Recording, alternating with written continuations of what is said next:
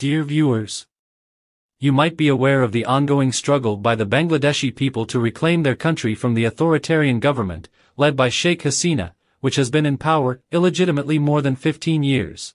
However, it's becoming increasingly evident that the geopolitical maneuvers of the United States, particularly its alignment with India, are adding another obstacle to the success of this struggle. This alignment is undermining people's efforts to restore true democracy, human rights, rule of law, and good governance in Bangladesh. As a result, the issues significantly affect the future of a country with a population of over 169 million. This video aims to analyze the current situation and provide insight into how these dynamics are unfolding. We hope that by watching and sharing this video with individuals who have the potential to influence U.S. policy, positive changes will be instigated, prioritizing the well-being of the people. This endeavor will foster respect for the American nation among the Bangladeshi people, both at home and abroad. Credit goes to Dr. M. Rahman, the editor of Amar Desh, the widely read online newspaper, for his recent editorial analysis on this topic. We have incorporated his insights into our presentation. Let's start. Back in the day, after the exit of the occupying Soviet army from Afghanistan marked a turning point. In a surprising move, successive administrations under Bush Sr. and Clinton decided to recalibrate their focus in South Asia. President Clinton played a big role in changing how the U.S. and India worked together. After the Cold War, the U.S. saw new threats and saw India as a key ally. This relationship grew stronger over the years, under leaders like President Bush Jr. and Obama.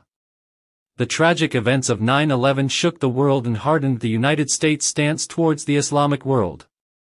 President Bush Jr. declared a war against what was termed Islamic terror, paving the way for strategic realignments in the region. India emerged as a key player in this recalibration. President Bush Jr. embraced India as a strategic ally, signaling a departure from the earlier emphasis on Pakistan. This shift in focus had profound implications for Pakistan. The threat to bring the nation to the Stone Age was a stark illustration of the changing dynamics. In 2002, Richard Armitage, then Deputy Secretary of State, delivered a blunt statement. He declared that Pakistan was never important to the U.S. in its own right but only in relation to third parties. The intricate dance of geopolitical forces, post-Cold War realignments, and the global war on terror all played a role in shaping the complex tapestry of Indo-US relations during this period. India became a big player in the region, and the U.S. saw it as vital not just in South Asia but also in the Indian Ocean. This friendship kept growing, but it had consequences for smaller countries like Bangladesh, especially when it came to their own choices and decisions. As India flexed its geopolitical muscles, smaller states like Bangladesh felt the brunt of compromised sovereignty. Allegations surfaced of India's involvement in Bangladesh's political landscape, with claims of manipulating elections and supporting authoritarian rule under Sheikh Hasina. Fast forward to the 2014 Indian general elections, where a significant political shift took place. Narendra Modi, leader of the Bharatiya Janata Party, BJP, ascended to power, becoming the Prime Minister of India. Modi's victory marked the rise of the BJP, a party known for its promotion of Hindutva, an ideology seeking to establish the hegemony of Hindus and the Hindu way of life. Now, this Hindutva influence didn't stay just in India. It reached other countries, including the U.S.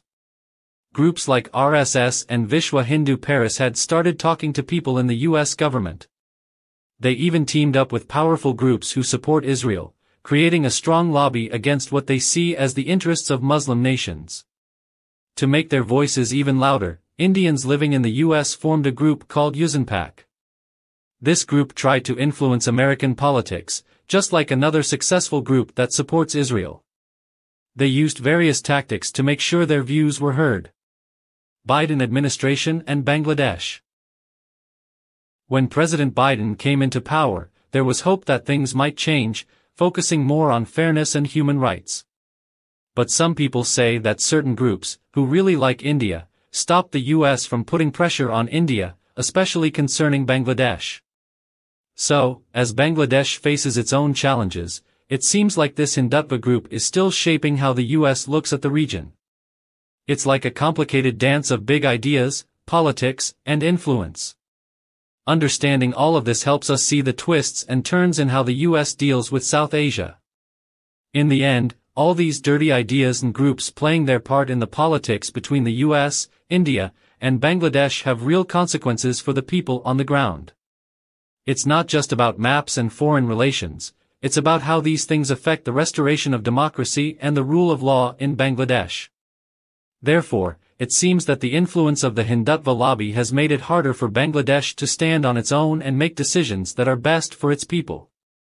It's like a shadow that's making it tough for democracy to grow and for the rule of law to be strong. People argue that the influence from outside has given more power to leaders like Sheikh Hasina, making it easier for them to do things that might not be in the best interest of the country. There are concerns about corruption and an authoritarian style of ruling that goes against the principles of democracy. So, as we try to understand this complex puzzle of international relations, it's crucial to remember the real-life impact it has on everyday people. The challenge now is how Bangladesh can find its own path, strengthen its democracy, and ensure the rule of law prevails.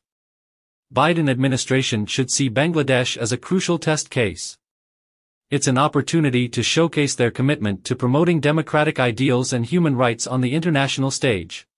To conclude, it's evident that the Biden administration's initial goal of promoting democracy in Bangladesh faced significant hurdles as the Hindutva and Zionist lobbies influenced a shift towards aligning with Indian interests, leading to the abandonment of democracy promotion efforts.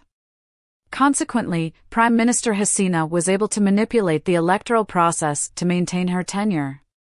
Presently, the administration is prioritizing Indo-Pacific interests over democracy restoration in Bangladesh. This situation has prompted speculation that the U.S. may not be genuinely committed to fostering democracy in South Asian countries, as observed in Egypt, Pakistan, and now Bangladesh. Thank you for watching.